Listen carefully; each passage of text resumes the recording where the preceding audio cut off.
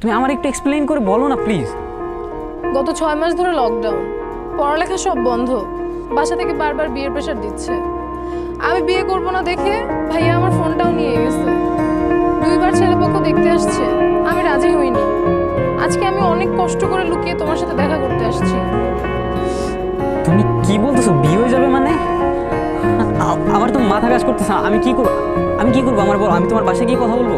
তুমি কি কথা বলবা? তুমি এখন স্টুডেন্ট। তাহলে আমি কি করবো? আমি তো কিছু বুঝতেছি না, আমার কি করার আছে আর?